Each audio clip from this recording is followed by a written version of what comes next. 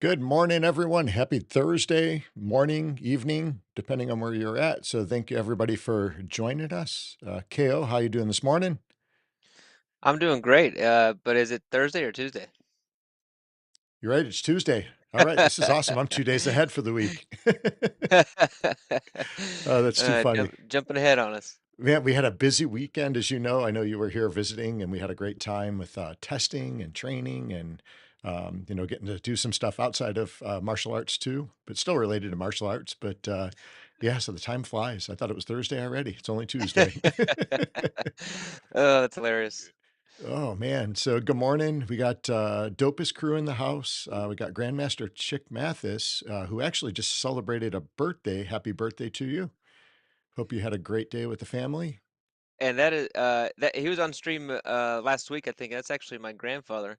Yeah. Spoke to him last night, so just so you guys know, and happy birthday, uh, Master Mathis. So And he is a lifelong martial artist, probably more years training than us combined, which is saying a lot. So that's pretty impressive. And one yeah, of but the somehow he's still young, so I it's know, it's crazy. amazing. I remember seeing him at camp. I guess it was what was it, 2 years ago? Last year? I came out and did the camp up in the mountains with you guys. Yeah, yeah. And I think I did like a stick seminar type thing for you, and we took off. I think we were wrangling up some firewood for the camp fire that night, and we got back, and Grandmaster Mathis was out there teaching. Mind you, he's in his 70s, and he was That, moving around like he was a teenager, and I was just sitting back, and I was just amazed. He was kicking and moving and everything. It was so impressive, and um, it's great to see that though. So hopefully we can do it until that age if we're smart enough and take care of our bodies. So we'll see. It still yeah, remains to be seen. it can martial arts can be like so healthy for you and keep you young, keep you active. But like you said, you got to be smart and take care of take care of your body. So Yeah, it's sometimes a lot harder to do than to say. So. yeah, absolutely. But well, today we're going to be talking about what to look for in martial arts academies, and man, I've got so many thoughts on this, and I think when you're looking for a martial arts academy, there's so many things to take into factor. One is, as an individual, because we're all different. What is your main objective? What are you looking to get out of the martial arts? What is your, are you into self-defense? Are you looking to just get in better shape, fitness? Are you younger? Are you a child? Are you a parent that has a child looking to get your child in martial arts? You're looking more for discipline, or is it confidence? Is it that you're an older student? Maybe you were in athletics your whole life. Your body has taken some injuries or different things, and you're just looking to do something to stay active and stay fit, keep your heart healthy as you get into your older years. There's so many things to factor in. What are your thoughts on that, KO?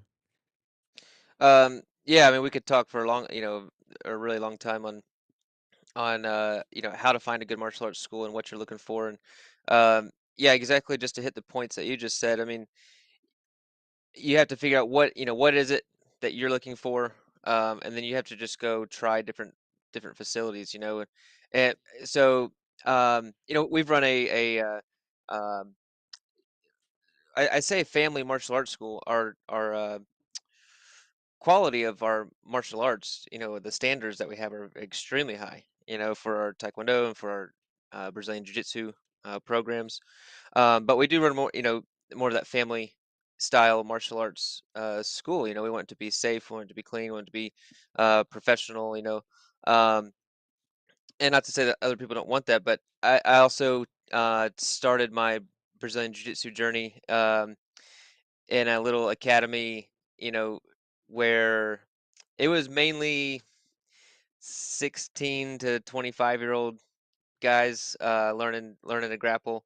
Um, and everybody there was great. I'm still friends with all of them to this day, but the culture there was much different. You walk in, there's you know 15 dudes with their shirts off wrestling and grappling, and it stank, and it was like I had some of the best times grappling there. so I have great memories. But just thinking now as I'm a little older and, or if you got families coming in, but so I loved it at the time. I was 18 years old and was grappling and training. I love that, right? But so maybe that's what you're looking for. Uh or if you want that little more, professional, clean, um everybody's got their clothes on. Everybody's taking off their shirts and stuff like, that's the environment that you want. And now we focus so much more on the character development and the leadership skills. That is super important for our academy and getting instilling those values into the students and stuff like that. So on top of the martial arts training, but so anyway, that's yeah. You just gotta know what you want, know what you're looking for, and then if you don't know what you want, just go start trying different places, and there are vastly different places. So I mean, you can get all kinds of experiences at different schools. So what are some of your worst and best experiences at martial arts schools, just to give some examples? So, you mean while teaching with students or like visiting schools? I think just in general, some of the worst case, obviously without naming names or anything like that. Just kind of worst case scenarios going to a gym and maybe some of your best case scenarios. Ooh, wow.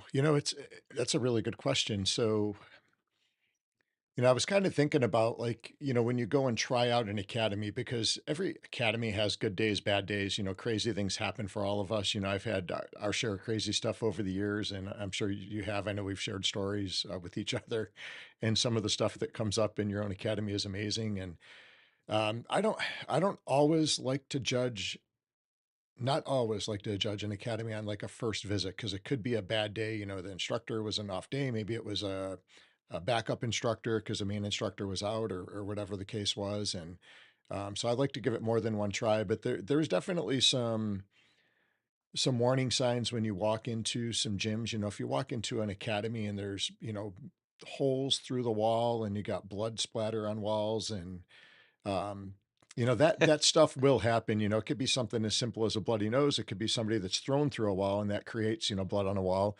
And there's a big difference. And as an academy owner, you should have enough discipline because we practice in the art of discipline to maybe fix that wall or clean that wall, whatever it is. So if you walk into a school and it looks like that, sometimes the maintenance of that facility can tell you a lot about that person. And even if you're not the type of person that either has the time to clean the academy or just doesn't like to do that kind of stuff, make sure you hire somebody to do that and make it a clean facility. So I think there's a lot, to be said about that. And um, I think probably one of the craziest things, I was visiting an academy, and I'm not going to name names. It wasn't even in our state. And I went in and there was a jiu-jitsu academy, and I'm actually not 100% sure exactly what they taught because there was a lot of stuff going on. And it was kind of a situation where it was like you were talking about a lot of guys, running around with no shirts on. So I was still new to the jiu-jitsu side of the art. And the first thing I saw was a takedown, and a guy did go through a wall. And I was like, holy cow, man. I'm a little bit older. Had that happened to me, I probably wouldn't be able to teach, for the next day or two, Yeah. separated shoulder or something crazy. And every atmosphere is different. And if you have a bunch of 18-year-old dudes, college that, just want to hang and bang with each other, that's a good environment for them. But I don't think that's like the best environment for most people looking to train, especially I know nowadays we have so many, like we'll get like pro athletes, we'll get doctors to train. And, can you imagine having a guy come in to train and let's say he's in his, late 30s, 40s, and guy's a surgeon and he gets, crushed with an elbow or thrown through a wall, and he's got to show up to do surgery that day. Could you imagine being the patient that sees that? It's like, who's this, Neanderthal that's going to do surgery on me? So I think, every academy's got its place. Like you were saying earlier, there's things that we enjoy at different points of our life. And as a student, when you're looking to become a student, go. Oh, I think we lost KO here. Let me see if we can get KO back. And yeah, that's just my opinion. You should be able to try out a class and um, experience what martial arts is and, what that instructor has to offer because so many different instructors, so many different arts, and everybody has different skill sets to share. So I think you need to figure out, what your skill set is and, what you want to learn and who you want to learn it from. So everybody's got different personalities. So let me see if we can get KO Cook back in here because internet had an issue. Anybody that knows us and follows us, you guys know we have technical issues all the time.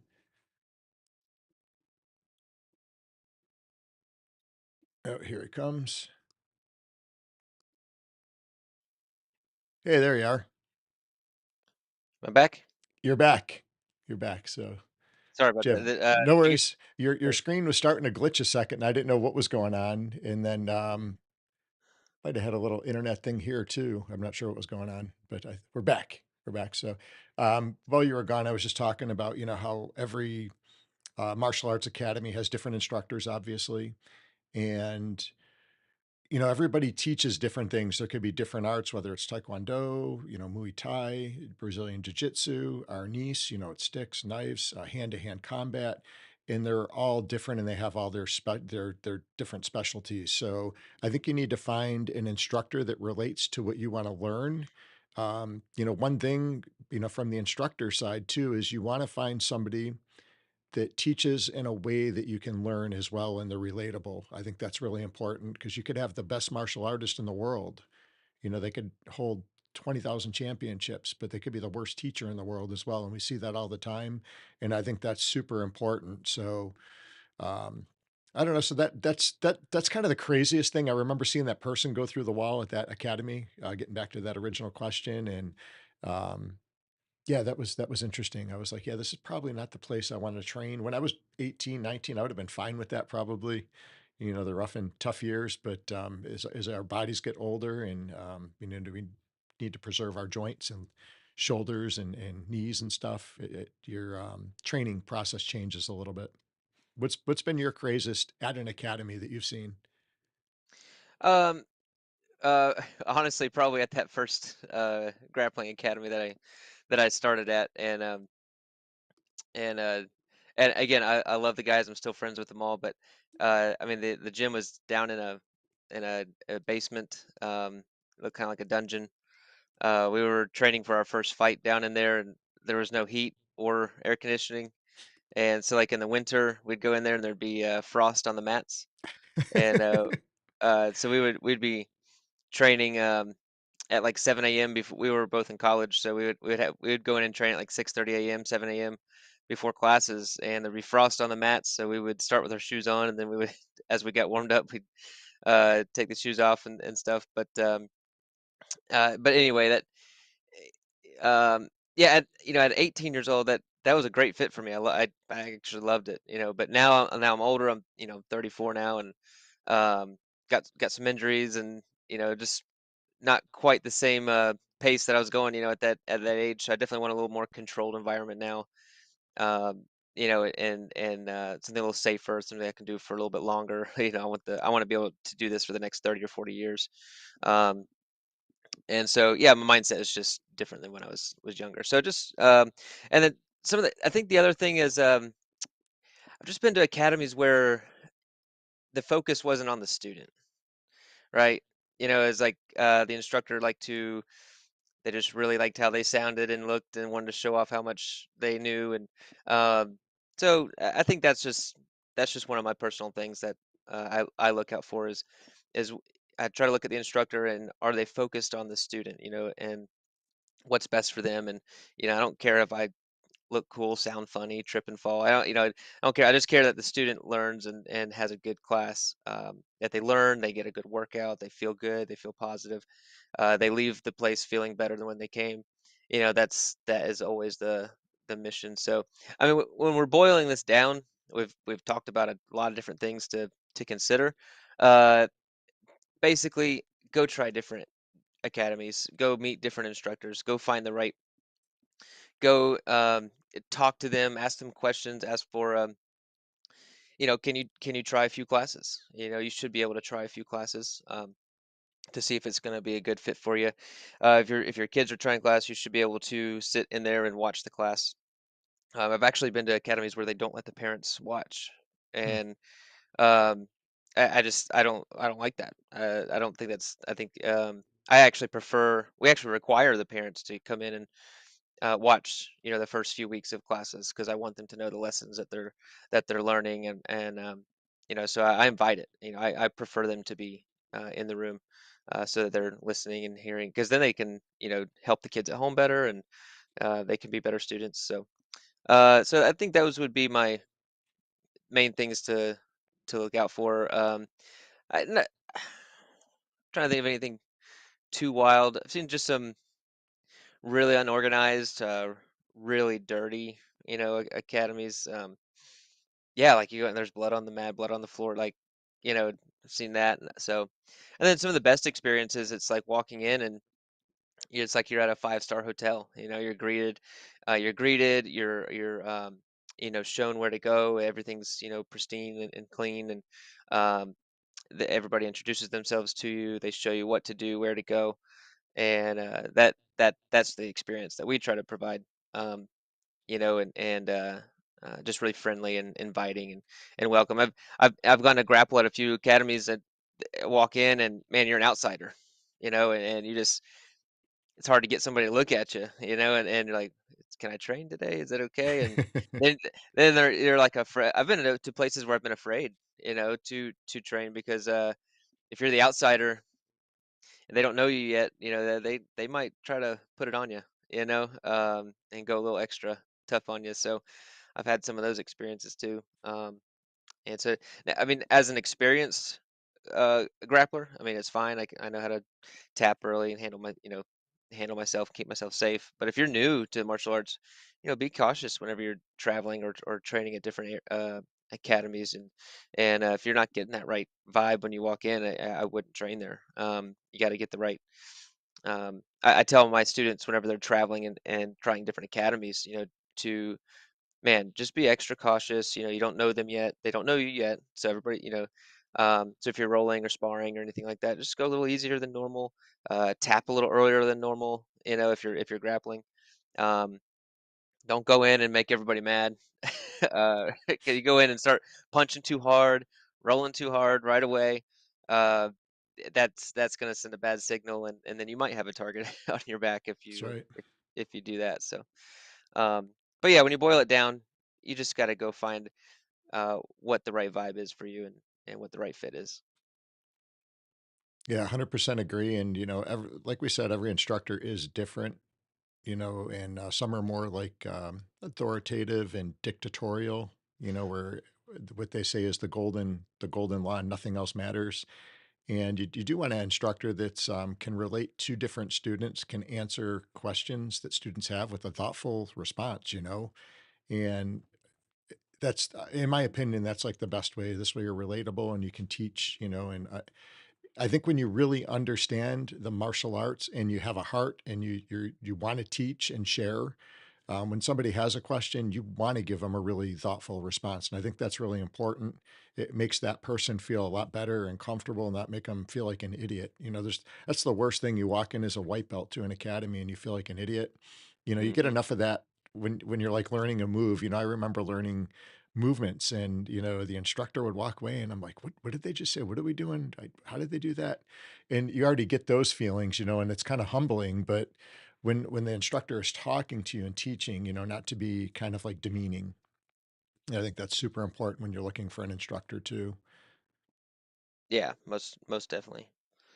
Um, well, yeah. Well, I mean, I could probably chat for forever on this topic and how to um, how to get out there and find the right place for you to train. I hope everyone, we love martial arts. We know how great it is for your mental health, your physical health. Um, for some people, their spiritual health. Just it's great. Just great to get into if you find the right place. It can can have the reverse effect if you don't find the right spot. And unfortunately, there are a lot of negative experiences, in martial arts. Just like any sport. I mean, wrestling, football, baseball. I mean, you got bad coaches, you got great coaches. You got bad teams, you got great teams. So I mean, it's you got to be careful no matter what you're doing. But you know, it does seem like in martial arts, it can definitely one bad experience can kind of put you off of the art for a long time. So Yeah, definitely. We just had a gentleman start. He's in his 40s, in late 40s, and he had tried jujitsu years back, and he went in on the first day. And he told me he basically got his butt kicked all over the yeah, mat. Guy had no idea what he was doing, no experience. He's never been on the ground, never wrestled or anything. He played some other sports in school, and that was his first experience. So here he is, 20 years later now. Yeah, he found a place that he could train, have fun. The guy's learning. And, imagine if he would have had the right experience 20 years ago. Got to be a black belt already, sharing the art because it's something he obviously was interested in at that point. And there was still some kind of interest or love there for it that he came back to it. So, yeah, yep, um, I think big takeaways, definitely check out the instructors, make sure you fit with their style of teaching.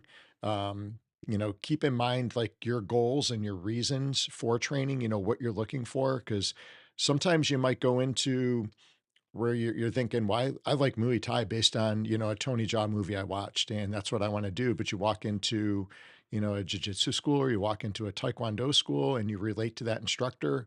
And some of the stuff is similar, some is going to be very different. Like I don't like to see students like hop around, try to get in there and actually, work on one arc, get good at that. And then, oh, we lost KO again. Man, you're like Houdini today. You're just taking off and disappearing. am I back? I'm still You're frozen. Yeah, you were back for a minute. Holy cow. All right, we'll let, KO get his, cameras fixed there.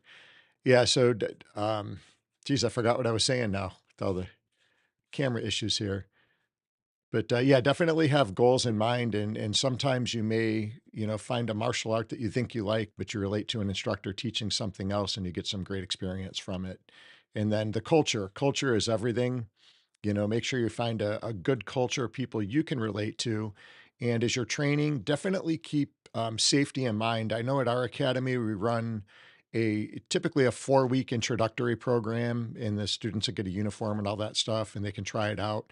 And I think that's super important for the students to make sure they gel with the academy, because sometimes you could come in and take a class and it was the best class in the world. And then you come in for that second experience and, maybe the experience wasn't the same.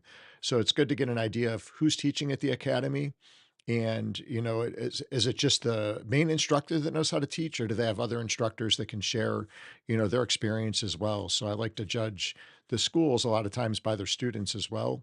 And the quality there, I think, is really important. And, with that 4-week program, one thing that I've always liked as an instructor is while they're evaluating us, we are also evaluating them too. If I have somebody that I feel is unsafe, that does things in class that are not right, can injure other students, from a safety aspect, I don't want that in my academy. Because if I get, a guy partnered up with a girl in a certain drill and they go nuts, and hurt someone, that's not the image I want from my martial arts academy. I want everybody to be able to learn and work together and, build some teamship, so it's not about going in and, Cobra Kai, survival of the fittest. Every class is not like that. You get together with your training partners where you can train like that, and, you can, for that moment, feel like you're in college again and have that fun. But, doing it at the right time in the right place. So I do like to evaluate students before I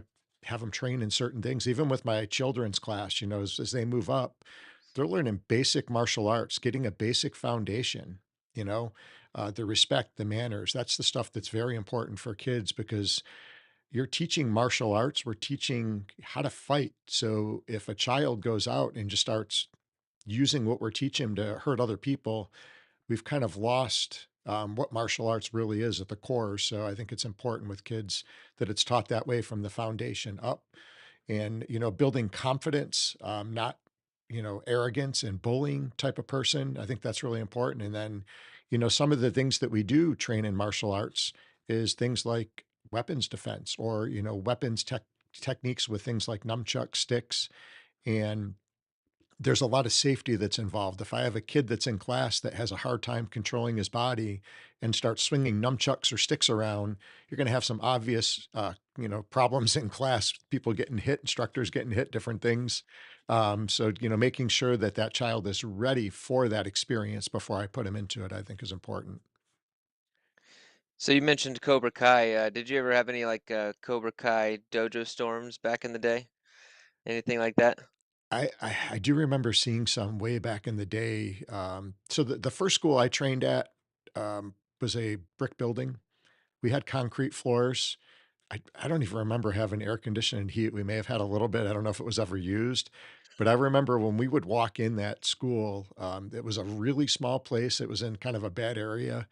And when you would come in the front door, you know how at our academies nowadays we bow onto the mat? You were actually bowing into the school because it was such a small concrete building.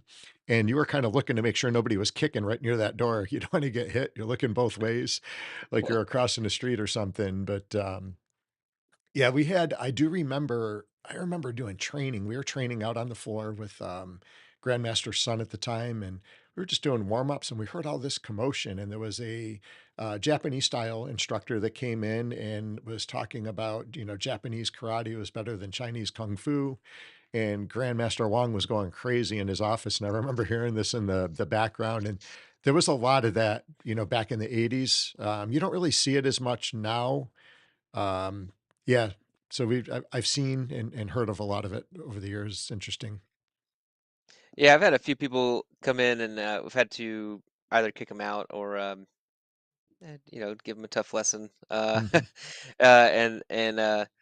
But most of those dojo storm stories, are stories to me. I didn't really experience too much of that, except for some individuals coming in, over the years. It still happens to this day. Um, just people will, oh man, I don't know. They just get it in their head that they've trained in their basement for a few weeks, and you know they're ready for the UFC, and it's like, well, it doesn't really work like that. Unless you're a freak athlete like Brock Lesnar or something like that. Yeah. Um, you know, but I was just curious. I didn't know if you had any crazy dojo storm uh, stories or anything like that. Not too many crazy ones. I mean, there would be like, where schools would come in and kind of throw challenges out, and we would do, students against students and sparring.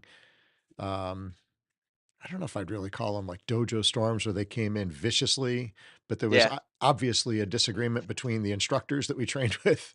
And, we had the instructors compete. So it wasn't like a tournament. It was more like a in the school tournament, kind of a Yeah. little bit more hardcore than you would see at the tournament. So there were some fun times.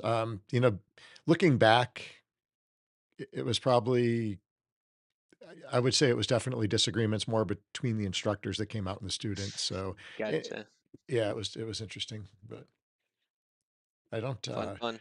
I don't think I've ever had, sometimes, you mentioned like people coming into the academies and trying to test out skills. I know I won't mention the instructors or anything, but really great instructor that I had, and we had someone come in and visit from a school in South America, and they were at the time known to be a lot harder spars.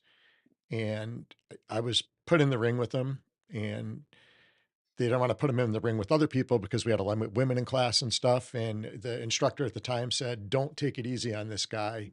And I remember getting the better of this person, and he ended up getting hurt Mm, because of the direction I was given. yeah. And, you know, so sometimes I think there's that, I don't want to say stereotypical, but sometimes when someone's coming from a certain area, well, just because Johnny's coming from, this area, he's a little bit more hardcore. So you got to beat the crap out of him type mentality. Yeah. But in that situation, that kind of happened. And I felt horrible.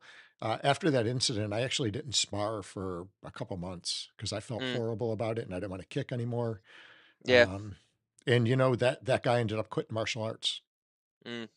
We were in the same I, association. He ended up quitting martial arts, and he was a good guy. yeah. No, I you do this thing long enough, and I've got some similar, stories like that. I had I just wasn't knowledgeable in jujitsu, and I hurt one of my training partners early on. This was probably 14 years ago or so, 13 years ago, and he doesn't train either, because of that injury, and um, that that still sticks with me. I still think about it as 13 years ago. Um, and I just use that memory now to make sure in my classes safety is top priority, for all the students because you know I I uh I absolutely hate it when people get hurt and ended up quitting martial arts. So Yeah, that's the worst, and, keeping in mind, if you are a student, whether you're a student instructor, if if you beat the crap out of all of your training partners, who do you have left to train with? yeah. You're gonna be that caught up with one of these new age dummies that you stuff with sheets, and that's what you're rolling around with if you have no students, right? So, take the care of your COVID partners. the COVID dummies. Yeah. Uh, the man during that time, man, the YouTube went crazy with creating your own dummy at home, and those at home dummy sales like skyrocketed, and you just people grappling with their dummies at the house and stuff. And people, I had students I was teaching jujitsu on Zoom, which is ridiculously difficult. Oh, yeah. And and Master Mathis, Have a good day, have sir. a have a great day. Um, and where was I? Zoom, jujitsu on Zoom, and so I had these kids like um, building dummies out of pillows and like pool noodles and blankets and stuff like that. It was hilarious. The parents were helping them, make their jiu-jitsu dummies. They could practice their arm bars and positional drills and stuff like that. So I, that was a lot of fun. Yeah, it's funny you bring up the Zoom. I had a situation the other day. I had someone call up. They're actually coming in to train with us tonight. And the student went to a competitor school. I'm not going to mention their name. They got a lot of schools in the area, and they're known to be like a quote McDojo.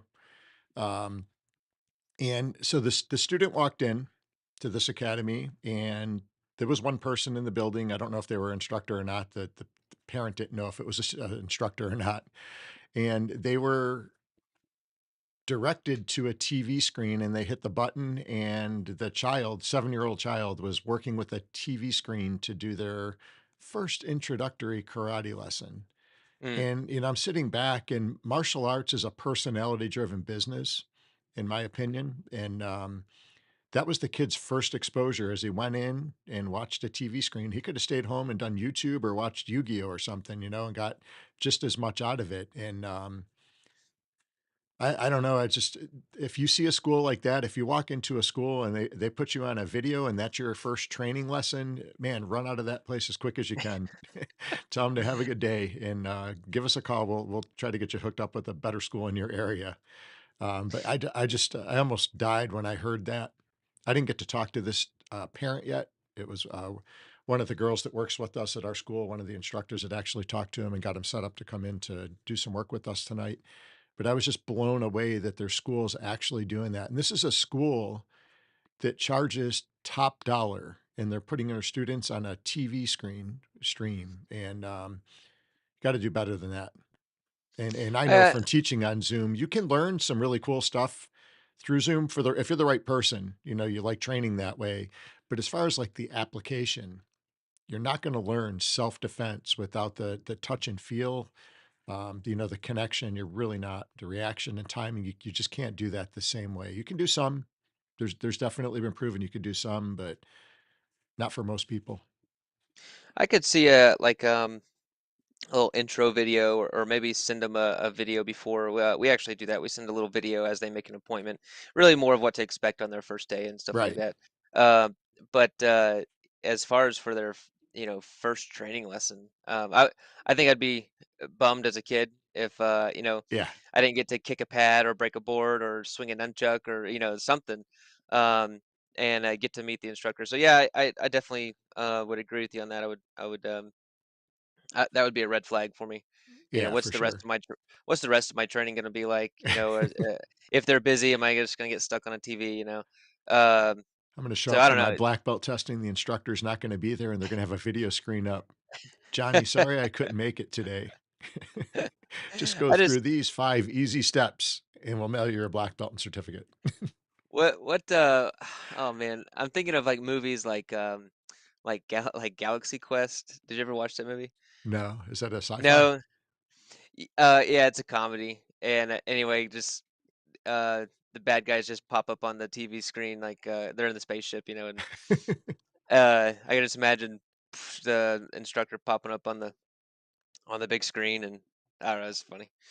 Um anyway, getting derailed here.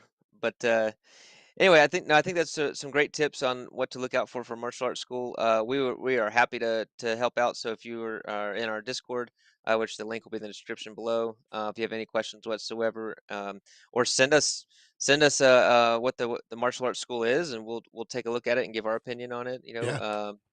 See if we between the two of us we know lots of martial arts schools across the country or across the world even. Um, or the at least the organizations and associations. So reach out, and we'd be happy to help you find a good spot to train. Yeah, and there is a lot of really good places, a lot of really great instructors that we've had the the privilege to meet in different arts too. So, not everybody's interested in the same stuff. So, Yep. um, yeah, if you're interested and looking for schools and you're having a hard time, reach out and we might be able to steer you in the right direction with some connections we do have. All right. I think that'll do it for today.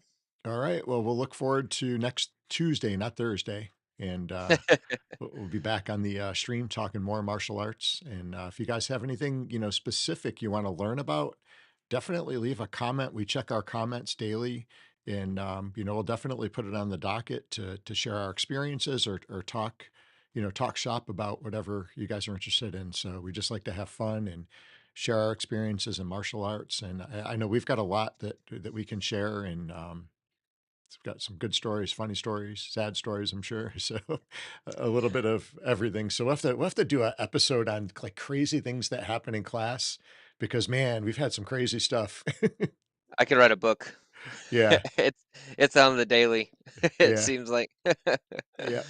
Oh man. So, well, we'll look forward to seeing everybody Thursday for real in 2 days, and we'll have our regular Hyde Park Ninja stream. We'll be talking some Upland and some different things going on there. So definitely like and subscribe, share our video, and don't forget to comment on what you like the most out of today's video and would like what you'd like to hear about in the future. All right, guys. Sounds great, and have a good one. All right, have a good one, everybody.